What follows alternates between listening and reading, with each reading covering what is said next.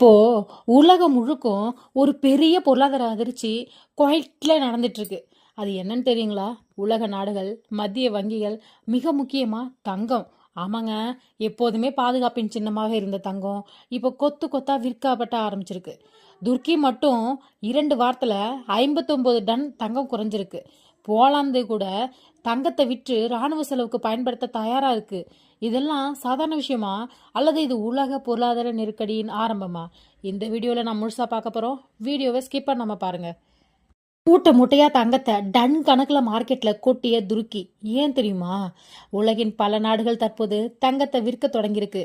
தங்க நாட்டின் பண மதிப்பு சரிவதனால பல நாடுகளும் தங்கத்தை விற்று நிலைமையை சரி செய்ய பார்க்கறாங்க. தங்கம்னா என்ன? ஏன் இவ்வளவு முக்கியம்? நண்பர்களே, தங்கங்கிறது ஒரு சாதாரண மெட்டல் இல்லைங்க. ஆயிரக்கணக்கான ஆண்டுகளா ராஜ்யங்களின் செல்வம், நாணயத்துடைய அடிப்படை, ஆபத்து காலத்துல பாதுகாப்பு. இதுதாங்க தங்கம். பணம் மதிப்பு இழந்தாலும், டாலர் வீழ்ந்தாலும், போர் நடந்தாலும் தங்கம் மட்டும் வேல்யூவை காப்பாற்றும். அதனால தான் உலக நாடுகள் தங்கள் மத்திய வங்கியில டன் கணக்கில் தங்கத்தை சேமிச்சு வைக்கிறாங்க. இப்போ என்ன பிரச்சனை?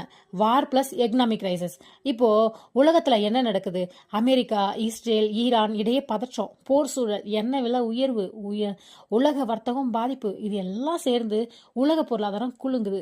இந்த நிலையில அரசுகள் செலவு அதிகரிக்குது, ராணுவ செலவு அதிகரிக்குது, பணவீக்கம் கட்டுக்குள் வரமாட்டேங்குது.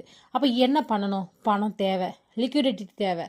அதனால தான் தங்கத்தை விற்று பணம் ஆரம்பிச்சிருக்கிறாங்க. இந்த லிஸ்ட்ல முதலிடத்துல இருக்கும் நாடு துருக்கி. துருக்கி என்ன பண்ணாங்கன்னா 2 வாரத்துக்கு முன்ன மட்டும் 59 டன் தங்கம் குறைஞ்சிருக்கு. சில